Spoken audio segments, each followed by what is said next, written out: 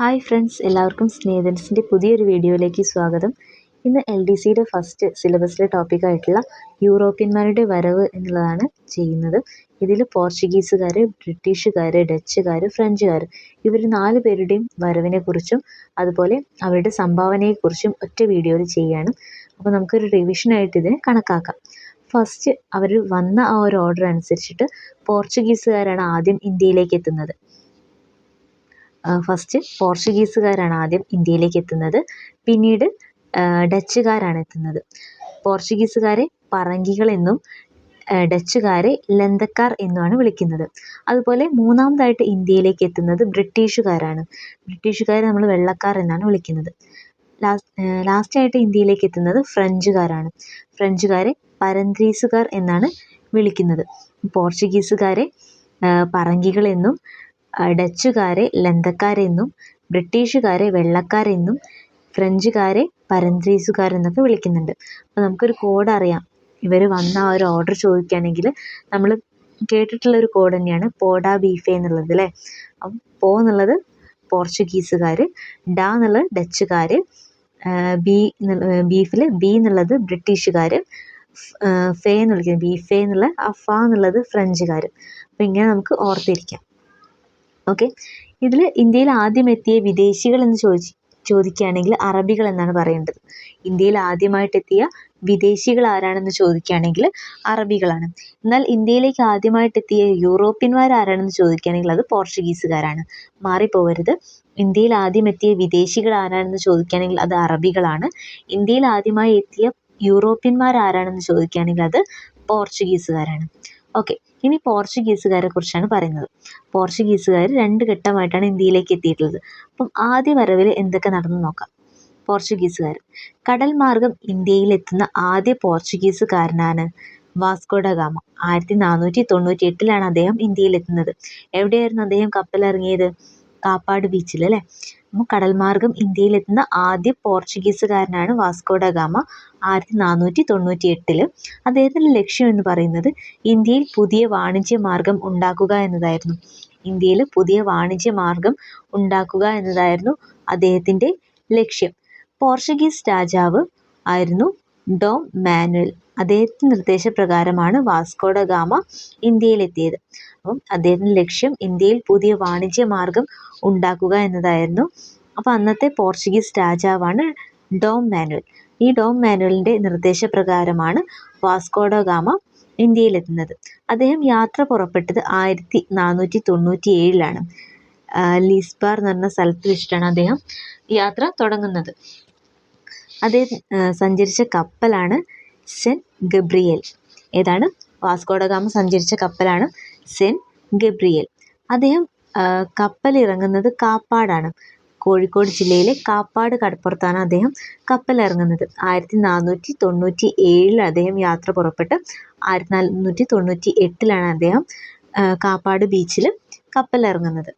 Okay, അന്നത്തെ കോഴിക്കോട് ഭരണാധികാരിയായിരുന്നു സാമൂതിരി. ആരാണ്? അന്നത്തെ കോഴിക്കോട് ഭരണാധികാരിയായിരുന്നു സാമൂതിരി.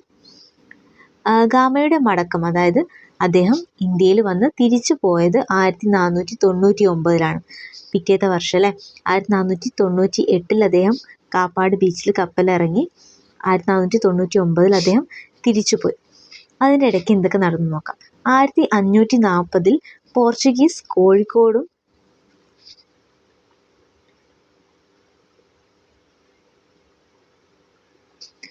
1540 പോർച്ചുഗീസുകാരും കോഴിക്കോടും തമ്മിൽ ഒപ്പുവെച്ചിട്ടുള്ള സന്ധിയാണ് പൊന്നാനി സന്ധി.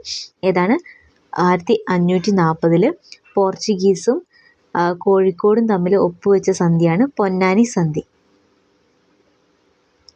ഞാനിത് എഡിറ്റ് ചെയ്തിട്ടൊന്നല്ല കേട്ടോ ചെയ്യുന്നത്, കട്ട് ചെയ്തിട്ടൊന്നല്ല ചെയ്യുന്നത്, റെക്കോർഡ് ചെയ്യുന്നത്. അതുകൊണ്ട് എന്തെങ്കിലും മിസ്റ്റേക്ക് ഉണ്ടെങ്കിൽ ഒന്ന് ക്ഷമിക്കുക കേട്ടോ. ഓക്കെ, അങ്ങനെ 1499 ഗാമ തിരിച്ച് പോവുകയാണ്. അപ്പോൾ അതുവരെ അതിൻ്റെ ഇടയ്ക്ക് പ്രത്യേകിച്ചൊന്നും നടന്നിട്ടില്ല. ഗാമ ഇവിടെ വന്ന് സാമൂതിരിനെ കാണുകയും അതുപോലെ കച്ചവടത്തിന് അനുവാദം ചോദിക്കുകയൊക്കെ ചെയ്യുന്ന ആ ഒരു ഇതേ ഉള്ളൂ. പ്രത്യേകിച്ചൊന്നും നടന്നിട്ടില്ല. എന്നാൽ അവരുടെ 2ാം വരവിലാണ് ഒരുപാട് കാര്യങ്ങൾ നടക്കുന്നത്. എന്തൊക്കെയാണെന്ന് നോക്കാം. അന്ന് പോർച്ചുഗീസ് തലവനായിരുന്നത് കബ്രാൾ ആയിരുന്നു. അത് ഗാമയുടെ പിൻഗാമിയാണ് കബ്രാൾ. കോഴിക്കോട് ആണ് അദ്ദേഹം കപ്പലിറങ്ങിയത്. കോഴിക്കോടാണ് അദ്ദേഹം കപ്പലിറങ്ങിയത്. അങ്ങനെ പണ്ടകശാല നിർമ്മിക്കാൻ അധികാരം സാമൂതിരി നൽകി. ഇവർക്ക് ഒരു പണ്ടകശാല നിർമ്മിക്കാൻ, അവരുടെ ആയുധങ്ങളൊക്കെ സൂക്ഷിച്ചു വെക്കാൻ വേണ്ടി ഒരു പണ്ടകശാല നിർമ്മിക്കാൻ വേണ്ടിയിട്ട് സാമൂതിരി അവർക്ക് അധികാരം നൽകി.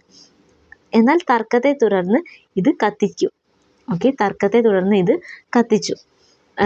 അറബികളുമായുള്ള തർക്കത്തെ തുടർന്ന് 1500 കൊച്ചിയിലെത്തിയതാണ് ഇവർ. അറബികളുമായിട്ടുള്ള തർക്കത്തെ തുടർന്ന് 1500 ഇവരെവിടെ എത്തി? കൊച്ചിയിലെത്തി. അങ്ങനെ അവരുടെ പ്രതിനിധിയായിരുന്നു, അന്നത്തെ അവരുടെ പ്രതിനിധിയായിരുന്നു ഐറസ് കൊറിയ. ഐറസ് കൊറിയയായിരുന്നു അന്ന് ഫ്രഞ്ചുകാരുടെ പ്രതിനിധി. കൊച്ചിയിൽ പണ്ടകശാല നിർമ്മിക്കാൻ അങ്ങനെ അവർക്ക് അനുമതി ലഭിച്ചു. കൊച്ചിയിൽ പണ്ടകശാല നിർമ്മിക്കാൻ അവർക്ക് അനുമതി ലഭിച്ചു. ആദ്യം അവർ കോഴിക്കോട് പണ്ടകശാല നിർമ്മിച്ചു, മലബാറിൽ പണ്ടകശാല നിർമ്മിച്ചു. എന്നാൽ അതെന്തേ, അവരുടെ സാമൂതിരിയുമായിട്ടുള്ള തർക്കത്തെ തുടർന്ന് അത് കത്തിച്ചു കളഞ്ഞു. സാമൂതിരിയായിട്ട് ഒരുപാട് പ്രശ്നം അവിടെ നടക്കുന്നുണ്ട്. അതൊന്നും നമുക്ക് അത്ര ഇമ്പോർട്ടൻ്റ് ആയിട്ട് പഠിക്കാനില്ല, അതുകൊണ്ടാണ് ഞാൻ അതൊന്നും ഉൾപ്പെടുത്താത്തത് കേട്ടോ. പിന്നെ അറബിയുമായിട്ടുള്ള, അന്ന് അറബികളും അവിടെ ഉണ്ട്. അറബികൾ നല്ല രീതിയിൽ തന്നെ ഇവിടെ കേരളത്തിൽ കച്ചവടം നടത്തി പോവുമായിരുന്നു. അപ്പോൾ അറബികളുമായിട്ട് ഇവരെന്തായി, ഒരു തർക്കത്തിൽ ഏർപ്പെട്ടു. അങ്ങനെയാണ് അവർ 1500 കൊച്ചിയിലെത്തുന്നത്. പിന്നെ അവരുടെ പ്രതിനിധിയായിരുന്നു ഐറസ് കൊറിയ. അങ്ങനെ കൊച്ചിയിൽ ഒരു പണ്ടകശാല നിർമ്മിക്കാൻ അനുമതി അവർക്ക് ലഭിച്ചു. കൊച്ചിയിലെ പണ്ടകശാല നിർമ്മിച്ച ആദ്യ പോർച്ചുഗീസുകാരനാണ് ആര്? കബ്രാൾ. ആരാണ്? കൊച്ചിയിൽ പണ്ടകശാല നിർമ്മിച്ച ആദ്യ പോർച്ചുഗീസുകാരനാണ് കബ്രാൾ. കൊച്ചിയിൽ തുറമുഖ സ്വാതന്ത്ര്യം അങ്ങനെ അവർക്ക് ലഭിച്ചു. അപ്പോൾ ഈ കൊച്ചി രാജാവും അതുപോലെ തന്നെ സാമൂതിരിയും, മലബാറിലെ ഭരണാധികാരിയായിരുന്ന അവർ തമ്മിൽ ഒരു മത്സരം നടക്കുകയായിരുന്നു ആ സമയത്ത്. അല്ലെങ്കിൽ അവർ തമ്മിൽ ഒരു അത്ര സ്വരച്ചേർച്ചയിലൊന്നും ആയിട്ടുണ്ടായിരുന്നില്ല. അതുകൊണ്ട് തന്നെ സാമൂതിരിയുമായിട്ട് വഴക്കിട്ട് പോന്ന പോർച്ചുഗീസുകാരെ ആര് സ്വീകരിച്ചു? ഈ കൊച്ചി രാജാവ് സ്വീകരിച്ചു. അപ്പം അതുകൊണ്ട് തന്നെ ഈ ഒരു കൊച്ചി തുറമുഖത്തിലെ സ്വാതന്ത്ര്യം ആർക്ക് ലഭിച്ചു? ഈ ഒരു പോർച്ചുഗീസുകാർക്ക് ലഭിച്ചു. കൊച്ചി തുറമുഖത്തിൽ ഏത് നേരം കപ്പലിറങ്ങാനും അവർക്ക് സ്വതന്ത്രമായിട്ട് ആ ഒരു തുറമുഖം യൂസ് ചെയ്യാൻ വേണ്ടിയിട്ടുള്ള സ്വാതന്ത്ര്യം പോർച്ചുഗീസുകാർക്ക് നൽകി. അതുപോലെ കണ്ണൂരിൽ നിന്നും ചരക്കുകൾ കയറ്റി അയക്കും. ആ സമയത്ത് കണ്ണൂരിൽ നിന്നും അവരെന്ത് ചെയ്തു? ചരക്കുകളൊക്കെ കയറ്റി അയച്ചിരുന്നു. അങ്ങനെ ആ ഒരു 2ാം വരവും അവിടെ അവസാനിക്കുകയാണ്. പിന്നീട് അവരുടെ ഒരു 3ാം വരവുണ്ട്. മൂന്നാമതായിട്ടും അവർ പോർച്ചുഗീസുകാർ ഇന്ത്യയിലേക്ക് എത്തി.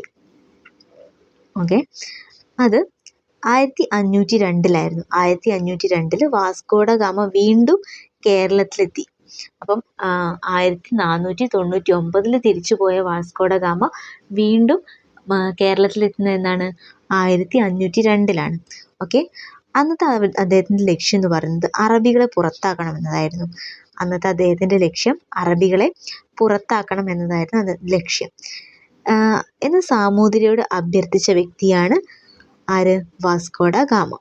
അപ്പം അറബികളെ പുറത്താക്കണം എന്ന ലക്ഷ്യത്തോടു കൂടിയായിരുന്നു ആരെത്തിയത്? Vasco da gamma 1502 കേരളത്തിലെത്തിയത്. അതുപോലെ തന്നെ സാമൂതിരിയോട് ഇക്കാര്യം അഭ്യർത്ഥിച്ച വ്യക്തിയാണ് വാസ്കോഡ ഗാമ. കൊച്ചി രാജാവുമായി ഒരു ഉടമ്പടി അദ്ദേഹം ഒപ്പുവെച്ചു. ഈ ഉടമ്പടി എന്ന് പറയുന്നത് ഏലവും കുരുമുളകും അങ്ങനെ തുടങ്ങിയിട്ടുള്ള വസ്തുക്കൾ രാജാവും കപ്പിത്താനും നിശ്ചയിക്കുന്ന വിലയ്ക്ക് പോർച്ചുഗീസുകാർക്ക് വിൽക്കണം എന്നതായിരുന്നു ആ ഒരു ഉടമ്പടിയുടെ ലക്ഷ്യം എന്ന് പറയുന്നത്. എന്തായിരുന്നു? കൊച്ചി രാജാവുമായിട്ട് പോർച്ചുഗീസുകാർ ഒരു ഉടമ്പടിയിൽ ഒപ്പുവെക്കുകയാണ്. ആ ഉടമ്പടി എന്ന് പറയുന്നത് എന്തായിരുന്നു? ഏലവും കുരുമുളകും രാജാവും ആ ഒരു കൊച്ചി രാജാവും കപ്പിത്താനും നിശ്ചയിക്കുന്ന വിലയ്ക്ക് വിൽക്കണം, പോർച്ചുഗീസുകാർക്ക് വിൽക്കണം എന്നതായിരുന്നു ആ ഒരു ഉടമ്പടി. അങ്ങനെ കൊച്ചിയിൽ എല്ലായിടത്തും വ്യാപാരശാലകൾ നിർമ്മിക്കാൻ അവർക്ക് അനുമതി ലഭിച്ചു. അപ്പോൾ സാമൂതിരിയായിട്ട് പിണങ്ങിപ്പോകുന്ന ആ ഒരു പോർച്ചുഗീസുകാരെ ആര് സ്വീകരിച്ചു? കൊച്ചി രാജാക്കന്മാർ സ്വീകരിച്ചു അല്ലേ.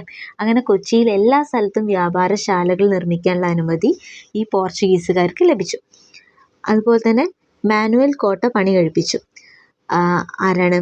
അൽബുക്കർക്കാണ്. പോർച്ചുഗീസ് വൈസ്രോയി ആയിരുന്ന അന്നത്തെ പോർച്ചുഗീസ് വൈസ്രോയി ആയിരുന്ന അൽബുക്കർക്കാണ് മാനുവൽ കോട്ട പണി കഴിപ്പിച്ചത്. ഈ ഒരു കാലത്തായിരുന്നു മാനുവൽ കോട്ട അവർ പണി കഴിപ്പിച്ചത്.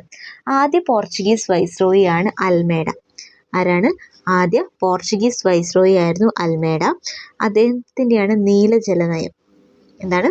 നീല ജലനയം ആരുമായിട്ട് ബന്ധപ്പെട്ടതാണെന്ന് ചോദിച്ചിട്ടുണ്ടെങ്കിൽ ആരാണ്? ആദ്യ പോർച്ചുഗീസ് വൈസ്രോയി ആയിട്ടുള്ള അൽമേഡ. ഇന്ത്യൻ സമുദ്രത്തിൽ ഇറങ്ങുന്ന കപ്പലുകളുടെ മേൽ പോർച്ചുഗീസ് ഏർപ്പെടുത്തിയ നയമാണ് ഈ നീല ജലനയം എന്ന് പറയുന്നത്. ഇന്ത്യൻ സമുദ്രത്തിൽ ഇറങ്ങുന്ന കപ്പലുകളുടെ മേൽ പോർച്ചുഗീസുകാർ ഏർപ്പെടുത്തിയിട്ടുള്ളൊരു നയമാണെന്ത്? നീല ജലനയം എന്ന് പറയുന്നത്. ആരാണ് അന്നത്തെ വൈസ്രോയി? അൽമേഡ. അങ്ങനെ 1509 ചൗ യുദ്ധം നടന്നു. 1509 പോർച്ചുഗീസുകാരുമായിട്ട് നടന്നിട്ടുള്ള യുദ്ധമാണെന്ത്? ചൗ യുദ്ധം. പിന്നീട് ഇന്ത്യയിലെ രണ്ടാമത്തെ പോർച്ചുഗീസ് വൈസ്രോയിയാണ് അൽബുക്കർക്ക്. ആരാണ്? അൽബുക്കർക്കാണ് ഇന്ത്യയിലെ രണ്ടാമത്തെ പോർച്ചുഗീസ് വൈസ്രോയി. ആദ്യ വൈസ്രോയി അൽമേഡയും ഇന്ത്യയിലാട്ടോ. ഇന്ത്യയിലെ ആദ്യ പോർച്ചുഗീസ് വൈസ്രോയി അൽമേഡയും ഇന്ത്യയിലെ രണ്ടാമത്തെ പോർച്ചുഗീസ് വൈസ്രോയി അൽബുക്കർക്കുമാണ്.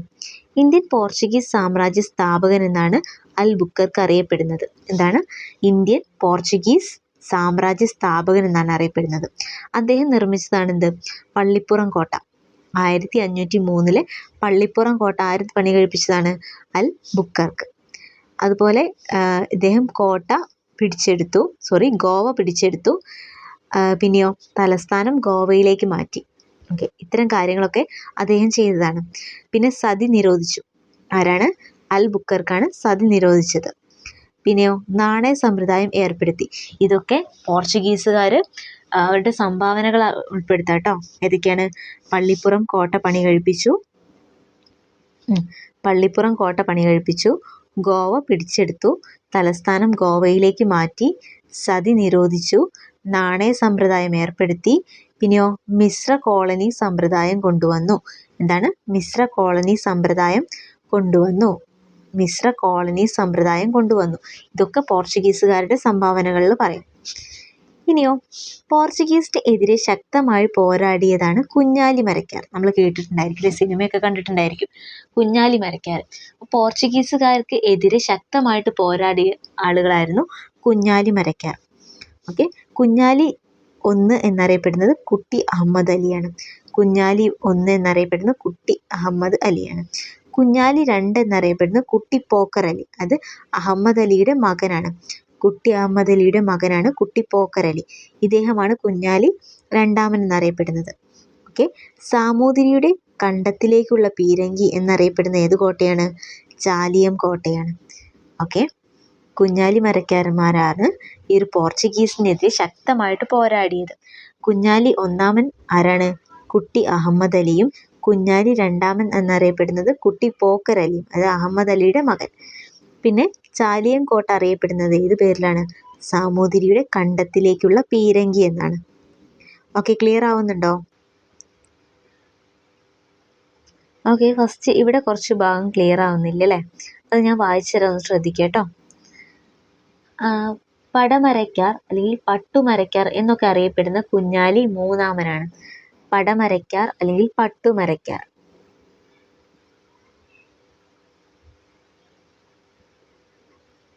പടമരക്കാർ അല്ലെങ്കിൽ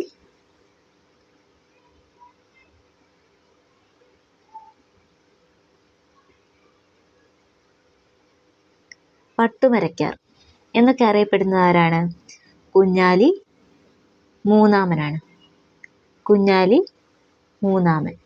ഓക്കെ, അതുപോലെ മരക്കാർ കോട്ട എവിടെയാണ്? അല്ലെങ്കിൽ കോട്ടയ്ക്കൽ കോട്ട എന്നൊക്കെ അറിയപ്പെടുന്നത് കുഞ്ഞാലി 3 നിർമ്മിച്ചതാണ്. എന്താണ്? മരക്കാർ കോട്ട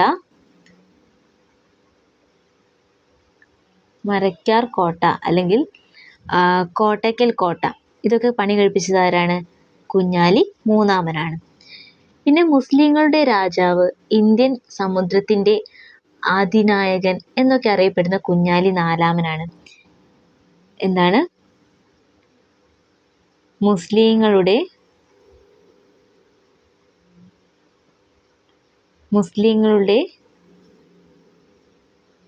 രാജാവ് അല്ലെങ്കിൽ ഇന്ത്യൻ സമുദ്രത്തിൻ്റെ ആദിനായകൻ എന്നൊക്കെ അറിയപ്പെടുന്നത് കുഞ്ഞാലി നാലാമനാണ്.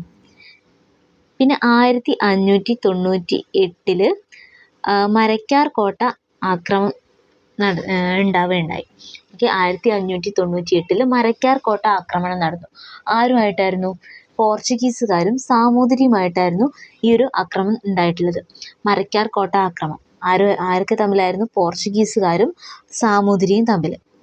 ഓക്കെ, അപ്പം എന്തൊക്കെയായിരുന്നു പറഞ്ഞത്? പടമരക്കാർ അല്ലെങ്കിൽ പട്ടുമരക്കാർ എന്നൊക്കെ അറിയപ്പെട്ടത് കുഞ്ഞാലി മൂന്നാമനാണ്. പിന്നെയോ ഈ ഒരു മരക്കാർ കോട്ട പണി കഴിപ്പിച്ചത് അല്ലെങ്കിൽ കോട്ടയ്ക്കൽ കോട്ട എന്നൊക്കെ അറിയപ്പെടും. ഇത് പണി കഴിപ്പിച്ചതും കുഞ്ഞാലി മൂന്നാമനാണ്. പിന്നെ മുസ്ലിങ്ങളുടെ രാജാവ് അല്ലെങ്കിൽ ഇന്ത്യൻ സമുദ്രത്തിന്റെ ആദിനായകൻ എന്നൊക്കെ അറിയപ്പെട്ടത് കുഞ്ഞാലി നാലാമനാണ്. പിന്നെ ഈ ഒരു മരക്കാർ കോട്ട, കുഞ്ഞാലി മൂന്നാമൻ പണി കഴിപ്പിച്ച മരക്കാർ കോട്ട ആക്രമണം നടന്നത് 1598 ആരുമായിട്ടായിരുന്നു? പോർച്ചുഗീസും സാമൂതിരിയുമായിട്ടായിരുന്നു. ഓക്കെ, ഇത്രയാണ് പോർച്ചുഗീസുകാരുമായിട്ട് ബന്ധപ്പെട്ട് 3 വരവാണ് അവരുടെ ഉണ്ടായിട്ടുള്ളത് അല്ലേ. ഓക്കെ, അപ്പം പ്രധാനമായിട്ട് എന്തൊക്കെയായിരുന്നു അവരുടെ സംഭാവന എന്ന് പറയുന്നത്? നാണയ സമ്പ്രദായം കൊണ്ടുവന്നു, അതുപോലെ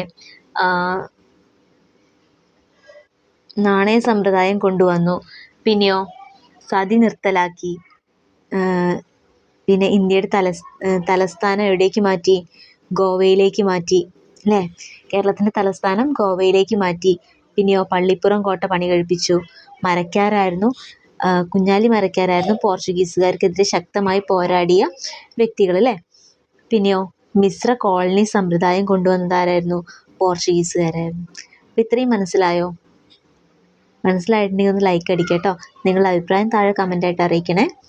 ഓക്കെ, ക്ലാസ് ഇതേപോലെ തന്നെ മതിയെങ്കിലൊന്ന് കമൻ്റായിട്ട് അറിയിക്കാം. ഓക്കെ, രണ്ടാമതായിട്ട് ഇന്ത്യയിലേക്ക് എത്തിയത് ആരായിരുന്നു? ഏത് യൂറോപ്യന്മാരായിരുന്നു? പോഡ അല്ലെ, ഡ. അപ്പോൾ ഡച്ചുകാർ. അപ്പോൾ അതൊരു കോഡ് നമുക്ക് എപ്പോഴും ഓർമ്മയിൽ നിൽക്കും. ഒരുവിധം ആളുകൾക്കൊക്കെ ഓർമ്മയിൽ നിൽക്കുന്ന ഒരു കോഡാണ്. അപ്പോൾ ഇത് ഞാൻ ഉണ്ടാക്കിയ കോഡൊന്നല്ല കേട്ടോ. അപ്പം അതുകൊണ്ട് തന്നെ നമുക്ക് അറിയാം പോർച്ചുഗീസുകാർ, ഡച്ചുകാർ. ഓക്കെ, അപ്പോൾ ഡച്ചുകാർ ഇന്ത്യയിലെത്തിയ വർഷം എന്ന് പറയുന്നത് 1595. 1598 ഈ ഒരു പോർച്ചുഗീസുകാരുടെ ആ ഒരു വരവ് അവസാനിച്ച് അടുത്ത വർഷം 1595 ആരെത്തുകയാണ്? ഡച്ചുകാർ ഇന്ത്യയിലെത്തുകയാണ് അല്ലേ. ഓക്കെ, അങ്ങനെ ഡച്ചുകാർ 1602 ഡച്ച് ഈസ്റ്റ് ഇന്ത്യ കമ്പനി ഇന്ത്യയിൽ സ്ഥാപിച്ചു. 1602 ഡച്ച് ഈസ്റ്റ് ഇന്ത്യ കമ്പനി ഇന്ത്യയിൽ സ്ഥാപിച്ചു. ഡച്ച് അഡ്മിറലായിരുന്നു അന്ന് ആര്? Steven warder. ആരായിരുന്നു? ഡച്ച് അഡ്മിറൽ സ്റ്റീവൻ വാർഡർ ആയിരുന്നു. 1604 ഒപ്പുവെച്ച ഉടമ്പടിയാണ് ഡച്ചുകാർ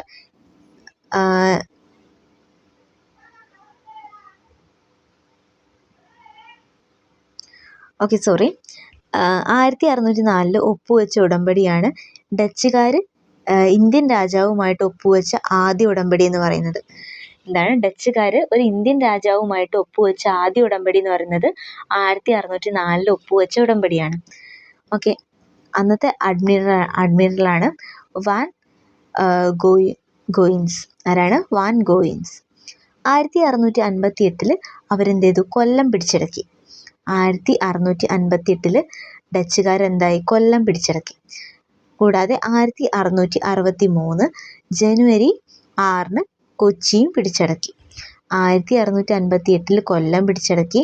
അതുപോലെ തന്നെ 1663 ജനുവരി 6 അവർ കൊച്ചിയും പിടിച്ചടക്കി. 1663 ആണ് പള്ളിപ്പുറം കോട്ട അവർ പിടിച്ചടക്കി.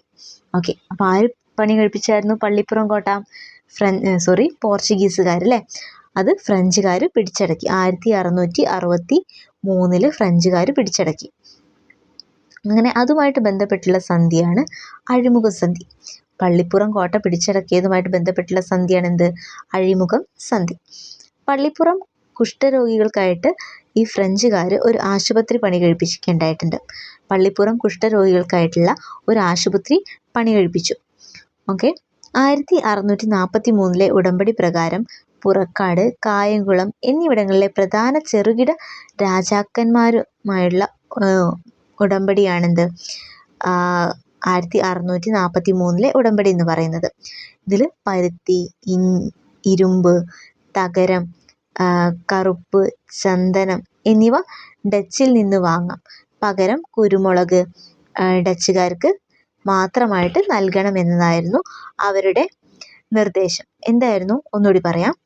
1643 ഒരു ഉടമ്പടി ഒപ്പുവെക്കേണ്ടായിട്ടുണ്ട്. എന്തായിരുന്നു ആ ഒരു ഉടമ്പടി പ്രകാരം? പുറക്കാട്, കായംകുളം എന്നിങ്ങനെ പ്രധാന ചെറുകിട രാജാക്കന്മാരുമായിട്ട് ഒപ്പുവെച്ചിട്ടുള്ള ഉടമ്പടിയാണ് ഈ ഒരു 1643 ഉടമ്പടി. ഡച്ചുകാർ ഒപ്പുവെച്ചിട്ടുള്ള ഒരു ഉടമ്പടിയാണ്. ഈ ഉടമ്പടി പ്രകാരം എന്താണ്? പരുത്തി, ഇരുമ്പ്, തകരം, കറുപ്പ്, ചന്ദനം എന്നിവയൊക്കെ ഇവർക്ക് ഡച്ചുകാരുടെ കയ്യിൽ നിന്ന് വാങ്ങാം. പകരം എന്ത് കൊടുക്കണം? കുരുമുളക് പോർച്ചുഗീസുകാർക്ക് കൊടുക്കാതെ ഡച്ചുകാർക്ക് മാത്രമായിട്ട് കൊടുക്കണം എന്നതായിരുന്നു ഈ ഒരു ഉടമ്പടി. ക്ലിയർ ആയോ? ഓക്കെ. പിന്നെ നമ്മുടെ ഇന്ത്യയിൽ ഡച്ചുകാരുമായിട്ട് നടന്നിട്ടുള്ള ഒരു പ്രധാന യുദ്ധമാണെന്ത്? കുളച്ചൽ യുദ്ധം അല്ലേ? കുളച്ചൽ യുദ്ധം എന്നായിരുന്നു വർഷം? 1741 അല്ലേ? കുളച്ചൽ യുദ്ധം. 1661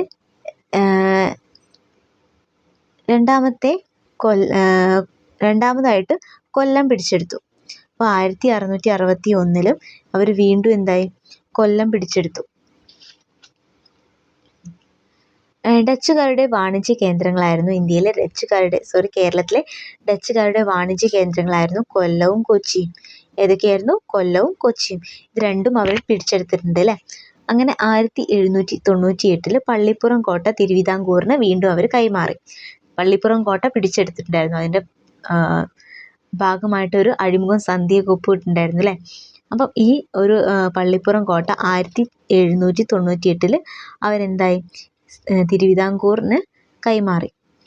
അങ്ങനെ 1799 ധർമ്മരാജ വാങ്ങിയ കോട്ടകൾ കൊടുങ്ങല്ലൂർ കോട്ട, പള്ളിപ്പുറം കോട്ട എന്നിവയൊക്കെ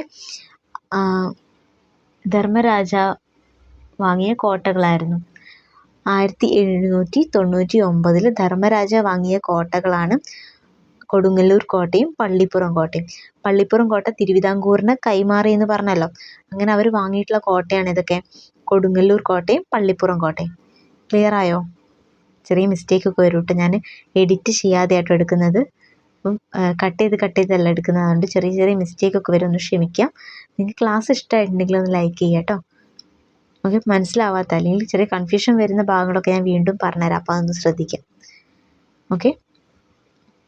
നോട്ട് ക്ലിയർ ഇല്ലെങ്കിൽ ഒന്ന് പറയണേ. 1798 ഡച്ചുകാരെന്തായി? പള്ളിപ്പുറം കോട്ട തിരുവിതാംകൂറിന് കൈമാറി എന്ന് പറഞ്ഞു അല്ലേ? അതുപോലെ തിരുവിതാംകൂർ രാജാവായിട്ടുള്ള ധർമ്മരാജ വാങ്ങിയിട്ടുള്ള കോട്ടകളായിരുന്നു കൊടുങ്ങല്ലൂർ കോട്ടയും പള്ളിപ്പുറം കോട്ടയും. ഓക്കെ. ഇനി ഡച്ചുകാരുടെ സംഭാവനകളാണ് പറയുന്നത്. ഉപ്പ് നിർമ്മാണം, അതുപോലെ തുണിയിൽ ചായം മുക്കൽ, തെങ്ങ് കൃഷിക്ക് പ്രത്യേകം പ്രോത്സാഹനം, തെങ്ങിൻ്റെ തൈ വിതരണം. പിന്നെയോ ഹോർത്തൂസ് മലബാറിക്കസ്, നമ്മൾ പഠിച്ച കാര്യമാണ് അല്ലേ? Hortus Malabaricus. വാൻറീഡ് എന്ന ആളായിരുന്നു, അല്ലെങ്കിൽ ഡച്ചുകാരനായിരുന്നു ഈ ഒരു ഹോർത്തൂസ് മലബാറിക്കസ് എഴുതിയത്. അതിന് അദ്ദേഹത്തെ സഹായിച്ചത് ആരായിരുന്നു? ഇട്ടി അച്യുത വൈദ്യരാണ് അല്ലേ? അത് ഔഷധ സസ്യങ്ങളെക്കുറിച്ച്, കേരളത്തിലുള്ള ഔഷധ സസ്യങ്ങളെക്കുറിച്ചുള്ള ഒരു ബുക്കാണെന്ത്? ഹോർത്തൂസ് മലബാറിക്കസ് എന്ന് പറയുന്നത്. ഈ ഹോർത്തൂസ് മലബാറിക്കസിനെ കുറിച്ചുള്ള കുറച്ച് പോയിന്റ്സ് ഒന്ന് നോക്കാം. കേരള രാമം എന്നറിയപ്പെടുന്നത് ഏതാണ്? ഹോർത്തൂസ് മലബാറിക്കസ് ആണ്. കേരള രാമം എന്നറിയപ്പെടുന്നത് ഏതാണ്? ഹോർത്തൂസ് മലബാറിക്കസ് ആണ്. കേരള രാമം എന്നറിയപ്പെടുന്നത് ഹോർത്തൂസ് മലബാറിക്കസ് ആണ്. അതുപോലെ 1678 1703 ഈ കാലഘട്ടങ്ങളിലാണ് ഈ ഹോർത്തൂസ് മലബാറിക്കസ് രചിക്കുന്നത്. ആംസ്റ്റർഡാമിൽ നിന്നാണ് ഈ ഒരു ബുക്ക് പബ്ലിഷ് ചെയ്യുന്നത്. എവിടെ നിന്നാണ്? ആംസ്റ്റർഡാമിൽ നിന്നാണ് ഈ ഒരു ബുക്ക് പബ്ലിഷ് ചെയ്യുന്നത്. ഇതിൽ ആദ്യം പ്രതിപാദിച്ച വൃക്ഷം ഏതാണ്? അല്ലെങ്കിൽ മലയാളത്തിൽ അച്ചടിച്ച ആദ്യ വാക്ക് എന്നും അറിയപ്പെടുന്നുണ്ട്. ഈ ഹോർത്തൂസ് മലബാറിക്കസ് എന്ന് പറഞ്ഞ ബുക്കിൽ ആദ്യമായിട്ട് പ്രതിപാദിച്ച വൃക്ഷം അല്ലെങ്കിൽ ആദ്യമായിട്ട് അച്ചടിച്ച മലയാള വാക്ക് ഏതാണ്? തെങ്ങ് എന്നതാണ്. ഏതാണ്? തെങ്ങ്. അവസാനം പരാമർശിച്ച വൃക്ഷം ആൽമരത്തെക്കുറിച്ചാണ്. ഓക്കെ. ആദ്യം തെങ്ങും അവസാനം ആൽമരവും. ഇട്ടി അച്യുത വൈദ്യരാണ് ഈ ഒരു ബുക്ക് എഴുതാൻ വേണ്ടിയിട്ട് അദ്ദേഹത്തെ സഹായിച്ചത്. ആരാണ് എഴുതിയത്? വാൻ റീഡ് ആണ് അല്ലേ. അപ്പോൾ ഈ വാൻ റീഡിനെ സഹായിച്ചത് ആരാണ്? ഇട്ടി അച്യുത വൈദ്യരാണ്. കൂടാതെ ഈ ഒരു ബുക്ക് എഴുതാൻ വേണ്ടിയിട്ട് സഹായിച്ച ബ്രാഹ്മണന്മാരുണ്ട്. ഇവരെ ഗൗഡ സാരസ്വത ബ്രാഹ്മണർ എന്നാണ് അറിയപ്പെടുന്നത്. എന്താണ്? ഗൗഡ സാരസ്വത ബ്രാഹ്മണർ എന്നാണ് അറിയപ്പെടുന്നത്. ആരൊക്കെയാണ്? രാംഭട്ട്, അപ്പുഭട്ട്, വിനായകഭട്ട്. ആരൊക്കെയാണ്? രംഗഭട്ട്, അപ്പുഭട്ട്, വിനായകഭട്ട്. ചെറിയ മിസ്റ്റേക്ക് ഉണ്ട് കേട്ടോ, ഒന്ന് ക്ഷമിക്കണേ. ആരൊക്കെയാണ്? രംഗഭട്ട്, അപ്പുഭട്ട്, വിനായകഭട്ട്. ഇത് സൂം ചെയ്യാൻ കഴിയുന്നില്ല, അതുകൊണ്ടാണ് കേട്ടോ വരുന്നത്. ഓക്കെ, രംഗഭട്ട്, അപ്പുഭട്ട്, വിനായകഭട്ട്. ഇവരെ മൂന്ന് പേരുമാണ് ഗൗഡ സാരസ്വ ബ്രാഹ്മണർ എന്നറിയപ്പെടുന്നത്. ഇനി അടുത്ത അവരുടെ ഒരു ഉടമ്പടിയാണ് 1753 മാവേലിക്കര ഉടമ്പടി. ഓക്കെ, ഇത്രയാണ് ഡച്ചുകാരെ കുറിച്ച് പറയുന്നത്. ഓക്കെ, ഇതൊക്കെ ജസ്റ്റ് റിവിഷൻ മാത്രമായിട്ട് കണക്കാക്കുക കേട്ടോ. LDCക്ക് ഇനി അധികം ദിവസമില്ല, അതുകൊണ്ട് റിവിഷനായിട്ട് കണക്കാക്കുക. ഇതിൻ്റെയൊക്കെ ഡീറ്റെയിൽഡ് ആയിട്ടുള്ള ക്ലാസ് ഒരുപാട് നമുക്കിന്ന് യൂട്യൂബിൽ കിട്ടുന്നുണ്ട്. അപ്പം എൻ്റെ ക്ലാസ് ജസ്റ്റ് നിങ്ങൾക്കൊരു പഠിച്ച കാര്യങ്ങളൊക്കെ ഒന്ന് ഓർത്തെടുക്കാൻ വേണ്ടിയിട്ടുള്ള ഒരു റിവിഷനായിട്ട് മാത്രം കണക്കാക്കുക. അങ്ങനെ ഡച്ചുകാർക്ക് ശേഷം ആര് ഇന്ത്യയിലെത്തി? ബ്രിട്ടീഷുകാർ ഇന്ത്യയിലെത്തി അല്ലേ.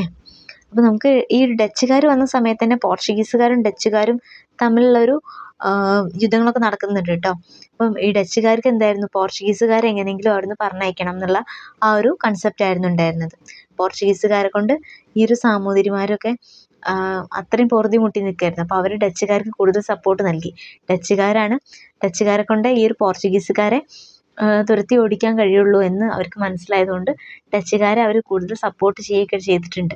അത് ഈ ഒരു കഥ പോലെയൊക്കെയുള്ള ക്ലാസ്സുകൾ നമുക്ക് യൂട്യൂബിൽ അവൈലബിൾ ആണ്. അപ്പോൾ നിങ്ങളൊന്ന് കേട്ട് നോക്കുക. ഓക്കെ, ഇത് റിവിഷനായിട്ട് കണക്കാക്കുക. നെക്സ്റ്റ്, ഡച്ചുകാർക്ക് ശേഷം ബ്രിട്ടീഷുകാരാണ് ഇന്ത്യയിലേക്ക് എത്തിയത്. ഓക്കെ, ബ്രിട്ടീഷുകാർ ഇന്ത്യയിൽ കേരളത്തിൽ എത്തിയിട്ടുള്ള ആദ്യ ബ്രിട്ടീഷുകാരൻ ആരായിരുന്നു? മാസ്റ്റർ റാൽഫിച്ച് ആയിരുന്നു. ആരാണ്? മാസ്റ്റർ റാൽഫിച്ച്. ഓക്കെ, ഇന്ത്യയിൽ അല്ലെങ്കിൽ കേരളത്തിൽ എത്തിയിട്ടുള്ള ആദ്യ ബ്രിട്ടീഷുകാരനായിരുന്നു മാസ്റ്റർ റാൽഫിച്ച്. 1583. അദ്ദേഹം ഒരു സഞ്ചാരി മാത്രമായിരുന്നു കേട്ടോ. അപ്പം അദ്ദേഹം വ്യാപാരത്തിന് വേണ്ടി വന്നതൊന്നല്ല, അദ്ദേഹം ഒരു സഞ്ചാരിയായിരുന്നു. കേരളത്തിലെത്തിയിട്ടുള്ള ആദ്യ ബ്രിട്ടീഷുകാരൻ എന്ന് മാത്രം ചോദിക്കുകയാണെങ്കിൽ എന്താണ്? മാസ്റ്റർ റാൽഫിച്ചാണ്.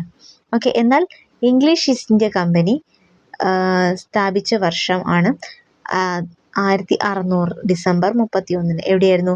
ലണ്ടനിൽ അല്ലേ. ഇംഗ്ലീഷ് ഈസ്റ്റ് ഇന്ത്യ കമ്പനി അത് ജോൺ കമ്പനി എന്നും അറിയപ്പെടുന്നുണ്ട് കേട്ടോ. ജോൺ കമ്പനി എന്നും അറിയപ്പെടുന്നുണ്ട്. ഇംഗ്ലീഷ് ഈസ്റ്റ് ഇന്ത്യ കമ്പനി സ്ഥാപിച്ച വർഷമാണ് 1600 ഡിസംബർ 31. ഓക്കെ, അന്നത്തെ മുഗൾ രാജാക്കൻ ആരായിരുന്നു? അക്ബറായിരുന്നു. മുഗൾ രാജാവ് അക്ബറായിരുന്നു. ഓക്കെ, വ്യാപാരത്തിനായിട്ട് ഇന്ത്യയിലെത്തിയ ബ്രിട്ടീഷുകാരനാണ് വില്യം ഹോക്കിൻസ്. അപ്പം നേരത്തെ പറഞ്ഞു ഇന്ത്യയിലെത്തിയ ആദ്യ ബ്രിട്ടീഷുകാരൻ എന്ന് ചോദിക്കുകയാണെങ്കിൽ ആരായിരുന്നു? മാസ്റ്റർ റാൽഫിഷ് ആണ്. എന്നാൽ വ്യാപാരത്തിനായിട്ട് ഇന്ത്യയിലെത്തിയ ബ്രിട്ടീഷുകാരൻ ആരെന്ന് ചോദിക്കുകയാണെങ്കിൽ ആരായിരുന്നു? William Hawkins. 1608. ഓക്കെ, അദ്ദേഹം സൂറത്തിലാണ് ആദ്യമായിട്ട് കപ്പൽ ഇറങ്ങുന്നത്. ബ്രിട്ടീഷുകാരുടെ ഇന്ത്യയിലെ ആദ്യത്തെ കമ്പനി ആണ് സൂറത്തിൽ കേട്ടോ. ബ്രിട്ടീഷുകാരുടെ ആദ്യത്തെ കമ്പനി എവിടെയായിരുന്നു? സൂറത്തിലാണ്. 1608 ആണ് അത് സ്ഥാപിച്ചത്. അന്നത്തെ മുഗൾ ഭരണാധികാരിയായിരുന്നു ജഹാംഗീർ. ഓക്കെ, മുഗൾ ഭരണാധികാരിയായിരുന്നു ജഹാംഗീർ. അപ്പോൾ ഇന്ത്യയിൽ എത്തിയ ആദ്യ വിദേശി അല്ലെങ്കിൽ ഇന്ത്യയിലെത്തിയ ആദ്യ ബ്രിട്ടീഷുകാരനാണ് മാസ്റ്റർ റാൽഫിഷ്. അദ്ദേഹം ഇന്ത്യയിലെത്തുന്ന സമയത്ത് മുഗൾ ഭരണാധികാരിയായിരുന്നു അക്ബർ. അല്ലെങ്കിൽ ഇന്ത്യൻ ഈസ്റ്റ് ഇന്ത്യ കമ്പനി സ്ഥാപിച്ചത് എന്നായിരുന്നു? ലണ്ടനിൽ അല്ലേ. 1600 December 31 English East India company സ്ഥാപിക്കുന്നത്. ഓക്കെ, വ്യാപാരത്തിനായിട്ട് ഇന്ത്യയിലെത്തിയ ബ്രിട്ടീഷുകാരനാണ് വില്യം ഹോക്കിൻസ്. അദ്ദേഹം സൂറത്തിലാണ് കപ്പൽ ഇറങ്ങുന്നത്. അതുപോലെ തന്നെ ബ്രിട്ടീഷുകാരുടെ ഇന്ത്യയിലെ ആദ്യത്തെ കമ്പനിയാണ് സൂറത്തിൽ 1608. അന്നത്തെ മുഗൾ ഭരണാധികാരിയായിരുന്നു ജഹാംഗീർ. ഇത്രയും ക്ലിയർ ആണോ? ജസ്റ്റ് ഒന്ന് വായിച്ചു നോക്കിയാൽ നിങ്ങൾക്ക് ക്ലിയർ ആവും കേട്ടോ. ഓക്കെ, ഈസ്റ്റ് ഇന്ത്യ കമ്പനിയിലെ പ്രതിനിധിയായി വാണിജ്യ ആവശ്യത്തിനായിട്ട് ഇന്ത്യയിലെത്തിയത് ക്യാപ്റ്റൻ കീലിംഗ് ആയിരുന്നു. അവിടെ ഈസ്റ്റ് ഇന്ത്യ കമ്പനിയുടെ പ്രതിനിധിയായിട്ട് വാണിജ്യത്തിന് വേണ്ടിയിട്ടുള്ള ഇന്ത്യയിലെത്തിയിട്ടുള്ള ആദ്യ വിദേശി അല്ലെങ്കിൽ ആദ്യ ബ്രിട്ടീഷുകാരനാണ് ക്യാപ്റ്റൻ കീലിംഗ്. അദ്ദേഹം എത്തിയത് കേരളത്തിൽ കേട്ടോ. ബ്രിട്ടീഷുകാരുടെ ആദ്യ ഫാക്ടറി കേരളത്തിൽ സ്ഥാപിച്ചത് വിഴിഞ്ഞത്തായിരുന്നു. എവിടെയാണ്? വിഴിഞ്ഞത്ത് അല്ലേ. 1644 ബ്രിട്ടീഷുകാരുടെ ആദ്യ ഫാക്ടറി എവിടെയായിരുന്നു? വിഴിഞ്ഞത്ത്. ഓക്കെ, കേരളത്തിലെ ആദ്യ ഫാക്ടറി കേട്ടോ. അല്ലെങ്കിൽ ഇന്ത്യയിലെ ആദ്യ കമ്പനി എന്ന് ചോദിച്ചാൽ സൂററ്റ്. ഓക്കെ, മാറിപ്പോകരുത്. ഇന്ത്യയിലെ ആദ്യത്തെ കമ്പനി എവിടെയാണെന്ന് ചോദിച്ചാൽ എന്താ പറയുക? സൂററ്റാണ്. എന്നാൽ കേരളത്തിലെ ആദ്യത്തെ ഫാക്ടറി എവിടെയാണെന്ന് ചോദിച്ചാലോ? വിഴിഞ്ഞത്താട്ടോ. ഓക്കെ, അന്നത്തെ വേണാട് ഭരിച്ച ആദ്യ വനിതയാണ് ഉമയമ്മ റാണി. വേണാട് ഭരിച്ച ആദ്യ വനിതയായിരുന്നു ഉമയമ്മ റാണി. ആധുനിക തിരുവിതാംകൂർ ഭരിച്ച ആദ്യ വനിത എന്നറിയപ്പെടുന്ന ആരാണ്? ആയില്യം തിരുനാൾ ഗൗരി ലക്ഷ്മിബായി. ഓക്കെ, വേണാട് ഭരിച്ച ആദ്യ വനിത ഉമയമ്മ റാണി. എന്താണ്? ആധുനിക തിരുവിതാംകൂർ ഭരിച്ച ആദ്യ വനിത ആരാണ്? ആയില്യം തിരുനാൾ ഗൗരി ലക്ഷ്മിബായി. ഉമയമ്മ റാണിയെ പറയുന്ന മറ്റൊരു പേരറിയോ? ആറ്റിങ്ങൽ റാണി എന്നറിയപ്പെടും അല്ലേ. ഓക്കെ, ഉമയമ്മ റാണി അല്ലെങ്കിൽ ആറ്റിങ്ങൽ റാണി എന്നൊക്കെ അറിയപ്പെടുന്നുണ്ട്. പിന്നെ കൊച്ചി ഭരിച്ച ആദ്യ വനിതയാണ് റാണി ഗംഗാധര ലക്ഷ്മി. ആരാണ്? റാണി ഗംഗാധര ലക്ഷ്മി. ബ്രിട്ടീഷുകാരുടെ കേരളത്തിലെ ആദ്യ പണ്ടകശാല എവിടെയായിരുന്നു? അഞ്ചുതെങ്ങ്. എവിടെയാണ്? അഞ്ചുതെങ്ങിലാണ് ബ്രിട്ടീഷുകാരുടെ കേരളത്തിലെ ആദ്യത്തെ പണ്ടകശാല. 1690 സ്ഥാപിക്കപ്പെടുന്നത്. ഇത്രയും ക്ലിയർ ആണോ? അപ്പോൾ ഇന്ത്യയിൽ എത്തിയിട്ടുള്ള ആദ്യ ബ്രിട്ടീഷുകാരനാണ് മാസ്റ്റർ റാൽഫ് ഫിച്ച്. അദ്ദേഹം വെറും സഞ്ചാരി മാത്രമായിരുന്നു. ഇംഗ്ലീഷ് ഈസ്റ്റ് ഇന്ത്യ കമ്പനി സ്ഥാപിച്ച വർഷമാണ് 1600 ഡിസംബർ 31. അന്നത്തെ മുഗൾ ഭരണാധികാരിയായിരുന്നു അക്ബർ. ലണ്ടനിലായിരുന്നു ഈ ഈസ്റ്റ് ഇന്ത്യ കമ്പനി സ്ഥാപിക്കുന്നത്. പിന്നെ വ്യാപാരത്തിനായിട്ട് ഇന്ത്യയിലെത്തിയ ആദ്യ ബ്രിട്ടീഷുകാരനാണ് വില്യം ഹോക്കിൻസ്. അദ്ദേഹം എത്തിയത് സൂററ്റിലാണ്. ബ്രിട്ടീഷുകാരുടെ ഇന്ത്യയിലെ ആദ്യത്തെ കമ്പനിയാണ് എവിടെയായിരുന്നു? സൂററ്റിലായിരുന്നു. എന്നാൽ കേരളത്തിലെ ആദ്യത്തെ കമ്പനി എവിടെയായിരുന്നു? വിഴിഞ്ഞത്തായിരുന്നു അല്ലേ. ഈസ്റ്റ് ഇന്ത്യ കമ്പനിയുടെ പ്രതിനിധിയായിട്ട് കേരളത്തിലെത്തിയിട്ടുള്ള ആദ്യ വ്യക്തി ആരായിരുന്നു? ബ്രിട്ടീഷ് വ്യക്തി ക്യാപ്റ്റൻ കീലിംഗ് ആണ്. ഓക്കെ, വേണാട് ഭരിച്ച ആദ്യ വനിത ഉമയമ്മ റാണി. ആധുനിക തിരുവിതാംകൂർ ഭരിച്ച ആദ്യ വനിത ആയില്യം തിരുനാൾ ഗൗരി ലക്ഷ്മിബായി. കൊച്ചി ഭരിച്ച ആദ്യ വനിത റാണി ഗംഗാധര ലക്ഷ്മി. ബ്രിട്ടീഷുകാരുടെ കേരളത്തിലെ ആദ്യ പണ്ടകശാല എവിടെയായിരുന്നു? 1690 നിർമ്മിച്ച അഞ്ചുതെങ്ങിൽ. ഓക്കെ, ക്ലിയർ അല്ലേ? ഇപ്പം തന്നെ പഠിച്ചു പോവാട്ടോ. ബ്രിട്ടീഷുകാരുടെ കേരളത്തിലെ ആദ്യ കോട്ട ഏതായിരുന്നു? അഞ്ചുതെങ്ങ് കോട്ട. ഏതാണ്?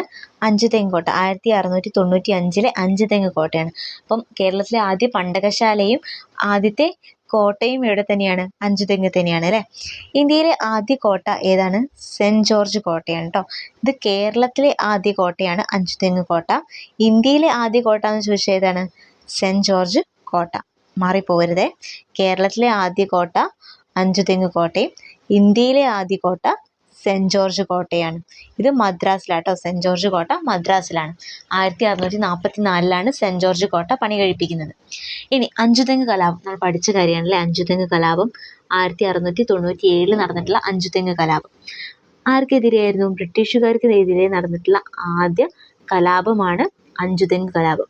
ബ്രിട്ടീഷുകാർക്കെതിരെ നടന്ന ആദ്യ കലാപമാണിത്, അഞ്ചുതെങ്ങ് കലാപം. എന്നാൽ വേറൊന്ന് പഠിച്ചിട്ടുണ്ടല്ലോ, ബ്രിട്ടീഷുകാർക്കെതിരെ കേരളത്തിൽ നടന്ന ആദ്യ സംഘടിത കലാപം ഏതാണ്? ആറ്റിങ്ങൽ കലാപം അല്ലേ. ഇതൊക്കെയായിരുന്നു രണ്ടും മാറിപ്പോയത് കേട്ടോ.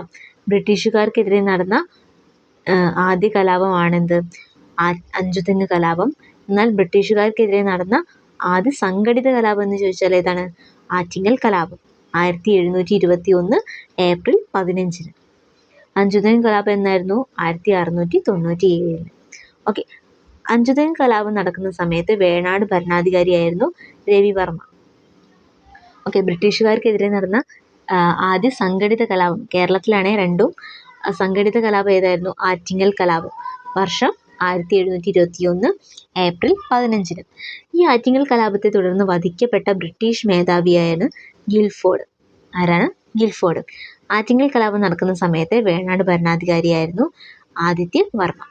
അഞ്ചുതെങ്ങ് കലാപം നടക്കുന്ന സമയത്ത് രവിവർമ്മയും അതുപോലെ ആറ്റിങ്ങൽ കലാപം നടക്കുന്ന സമയത്ത് ആദിത്യവർമ്മയും. ക്ലിയർ അല്ലേ? ഓക്കെ, നെക്സ്റ്റ് വേണാട് ഉടമ്പടി. ഒക്കെ ബ്രിട്ടീഷുകാരുമായിട്ട് ബന്ധപ്പെട്ടുള്ള കാര്യങ്ങളല്ലേ. വേണാട് ഉടമ്പടി 1723 ആരൊക്കെ തമ്മിൽ ഒപ്പുവെച്ചുള്ള ഉടമ്പടിയായിരുന്നു ഇത്? ബ്രിട്ടീഷ് ഈസ്റ്റ് ഇന്ത്യ കമ്പനിയും ഒരു നാട്ടുരാജ്യവും തമ്മിൽ ഒപ്പുവെച്ച ആദ്യ ഉടമ്പടിയാണിത്, ഈ വേണാട് ഉടമ്പടി. 1723 വേണാട് ഉടമ്പടി ബ്രിട്ടീഷ് ഈസ്റ്റ് ഇന്ത്യ കമ്പനിയും ഒരു നാട്ടുരാജ്യവും തമ്മിൽ ഒപ്പുവെക്കുന്ന ആദ്യ ഉടമ്പടിയാണ് വേണാട് ഉടമ്പടി. ഈ വേണാട് ഉടമ്പടിയിൽ നെയ്യാറ്റിൻകരയിലെ രാജകുമാരൻ എന്ന പേരിൽ ഒപ്പുവെച്ചത് ആരായിരുന്നു? മാർത്താണ്ഡവർമ്മ.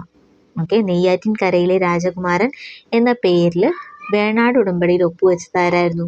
മാർത്താണ്ഡവർമ്മ. ക്ലിയർ അല്ലേ? ഓക്കെ, അടുത്തായിട്ട് നമുക്ക് പഠിക്കാനുള്ളത് ഫ്രഞ്ചുകാർ. ലാസ്റ്റ് ആയിട്ട് ഇന്ത്യയിലേക്ക് എത്തിയിട്ടുള്ള ആരാണ്? ഫ്രഞ്ചുകാർ അല്ലേ. അപ്പോൾ അവരെ കുറിച്ച് അധികമായിട്ടൊന്നും പഠിക്കാല്ലേ, കുറച്ച് കാര്യങ്ങളെ പഠിക്കാനുള്ളൂ. ഇന്ത്യയിൽ അവസാനം എത്തിയ യൂറോപ്യന്മാരാണ് ഫ്രഞ്ചുകാർ. ഫ്രഞ്ച് ഈസ്റ്റ് ഇന്ത്യ കമ്പനി സ്ഥാപിതമായത് 1664 ഫ്രഞ്ച് ഈസ്റ്റ് ഇന്ത്യ കമ്പനി സ്ഥാപിതമായത് 1664 അന്നത്തെ ഫ്രാൻസ് ഭരണാധികാരിയായിരുന്നു ലൂയി. ആരാണ്? ലൂയി 14. അന്നത്തെ ഫ്രാൻസ് ഭരണാധികാരിയായിരുന്നു ലൂയി 14. ഫ്രഞ്ചുകാരുടെ ഇന്ത്യയിലെ പ്രധാന കേന്ദ്രം എന്തായിരുന്നു?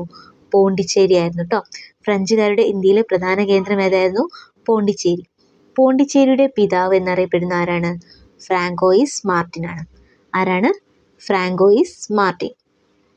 ഫ്രഞ്ചുകാരുടെ കേരളത്തിലെ ആസ്ഥാനമായിരുന്നു മാഹി അല്ലേ. ഫ്രഞ്ചുകാരുടെ കേരളത്തിലെ ആസ്ഥാനമായിരുന്നു കണ്ണൂർ ജില്ലയിലെ മാഹി.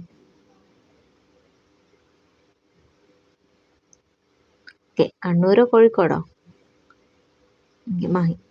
ഫ്രഞ്ചുകാരുടെ ഇന്ത്യയിലെ ആദ്യ വാണിജ്യ കേന്ദ്രമാണിത്, സൂററ്റ്. ഏതാണ്? സൂററ്റ്. ഫ്രഞ്ചുകാരുടെ പ്രധാന കേന്ദ്രം പോണ്ടിച്ചേരി ആയിരുന്നു. പോണ്ടിച്ചേരിയുടെ പിതാവ് എന്നറിയപ്പെടുന്നത് ഫ്രാങ്കോയിസ് മാർട്ടിൻ ആണ്. ഫ്രഞ്ചുകാരുടെ കേരളത്തിലെ ആസ്ഥാനം എവിടെയാണ്? മാഹി, നമുക്കറിയാം. ഫ്രഞ്ചുകാരുടെ ഇന്ത്യയിലെ ആദ്യ വാണിജ്യ കേന്ദ്രമായിരുന്നു സൂററ്റ്. ഇന്ത്യയിലെ ഫ്രഞ്ചുകാരുടെ പതനത്തിന് കാരണമായ യുദ്ധമാണ് വാൻഡി വാഷ് യുദ്ധം. ഏതാണ്? ഇന്ത്യയിൽ ഫ്രഞ്ചുകാരുടെ പതനത്തിന് കാരണമായിട്ടുള്ള യുദ്ധമാണ് വാൻഡി വാഷ് യുദ്ധം. 1760 തമിഴ്നാട് വെച്ചിട്ടാണ് ഈ ഒരു യുദ്ധം നടക്കുന്നത് കേട്ടോ. ഫ്രഞ്ചുകാരും ബ്രിട്ടീഷുകാരും തമ്മിലാണ് ഈ യുദ്ധം നടക്കുന്നത്. ഫ്രഞ്ചുകാർ ഇന്ത്യ വിടുന്നത് 1957 ക്ലിയർ ആണോ? അപ്പോൾ ഫ്രഞ്ചുകാരെ കുറിച്ച് ഇത്രേ പഠിക്കാനുള്ളൂ. അവസാനം ഇന്ത്യയിലേക്ക് എത്തിയിട്ടുള്ള യൂറോപ്യന്മാരാണ് ഫ്രഞ്ചുകാർ. ഫ്രഞ്ച് ഈസ്റ്റ് ഇന്ത്യ കമ്പനി സ്ഥാപിതമായത് 1664 അന്നത്തെ ഫ്രഞ്ച് ഭരണാധികാരിയായിരുന്നു ലൂയി 14. ഫ്രഞ്ചുകാരുടെ ഇന്ത്യയിലെ പ്രധാന കേന്ദ്രം പോണ്ടിച്ചേരിയായിരുന്നു. പോണ്ടിച്ചേരിയുടെ പിതാവ് എന്നറിയപ്പെടുന്നത് ഫ്രാങ്കോയിസ് മാർട്ടിൻ ആണ്. അതുപോലെ ഫ്രഞ്ചുകാരുടെ കേരളത്തിലെ ആസ്ഥാനം മാഹിയാണ്. ഫ്രഞ്ചുകാരുടെ ഇന്ത്യയിലെ ആദ്യ വാണിജ്യ കേന്ദ്രമാണ് സൂററ്റ്. ഇന്ത്യയിലെ കേട്ടോ, ഇന്ത്യയിലെ വാണിജ്യ കേന്ദ്രം സൂററ്റും ഫ്രഞ്ചുകാരുടെ കേരളത്തിലെ ആസ്ഥാനം മാഹിയും. ഇന്ത്യയിൽ ഫ്രഞ്ചുകാരുടെ പതനത്തിന് കാരണമായ യുദ്ധമാണ് വാൻഡി വാഷ് യുദ്ധം. അത് 1760 തമിഴ്നാട്ടിൽ വെച്ചിട്ടാണ് നടക്കുന്നത്. ഫ്രഞ്ചുകാരും ബ്രിട്ടീഷുകാരും തമ്മിലായിരുന്നു ഈ ഒരു യുദ്ധം നടക്കുന്നത്. ഫ്രഞ്ചുകാർ ഇന്ത്യ വിടുന്നത് എന്നാണ്? 1954. അപ്പോൾ ഇത്രയാണ് നമുക്ക് യൂറോപ്യന്മാരുടെ വരവ് എന്നുള്ള ഭാഗത്ത് പഠിക്കാനുള്ളത്. ഇപ്പോഴും പറയുകയാണ്, ജസ്റ്റ് റിവിഷനായിട്ട് കരുതുക. പ്രധാനപ്പെട്ട പോയിന്റ്സ് എല്ലാം തന്നെ ഉൾപ്പെടുത്തിയിട്ടുണ്ട്. അപ്പം നിങ്ങളൊന്ന് വായിച്ച് നോക്കുക കേട്ടോ. അപ്പോൾ ക്ലാസ് ഇഷ്ടപ്പെട്ടാൽ നിങ്ങൾ ലൈക്ക് ചെയ്യുക. അതുപോലെ തന്നെ ക്ലാസ്സിനെ കുറിച്ചുള്ള അഭിപ്രായങ്ങൾ കമൻ്റായിട്ട് രേഖപ്പെടുത്തുക. ചെറിയ ചെറിയ മിസ്റ്റേക്കുകളൊക്കെ വന്നിട്ടുണ്ട്. ഇത് ഞാൻ വീണ്ടും പറയുകയാണ്, എഡിറ്റ് ചെയ്തിട്ടല്ല നിങ്ങൾക്ക് തരുന്നത്, ഡയറക്റ്റായിട്ട് തന്നെ ഉള്ള ക്ലാസ്സാണ്. ഇടയ്ക്ക് കട്ട് ചെയ്യുന്നൊന്നുമില്ല. അപ്പോൾ അതുകൊണ്ട് ചെറിയ ചെറിയ മിസ്റ്റേക്കൊക്കെ വരാൻ ചാൻസ് ഉണ്ട്. അപ്പോൾ അതുകൊണ്ട് ഒന്ന് ക്ഷമിക്കുക കേട്ടോ. ക്ലാസ് ഇഷ്ടപ്പെട്ടാൽ നിങ്ങൾ ലൈക്ക് ചെയ്യണേ. ഓക്കെ, അപ്പോൾ അടുത്ത ക്ലാസ്സുമായിട്ട് നമുക്ക് മറ്റൊരു വീഡിയോയിൽ കാണാം. Thank you.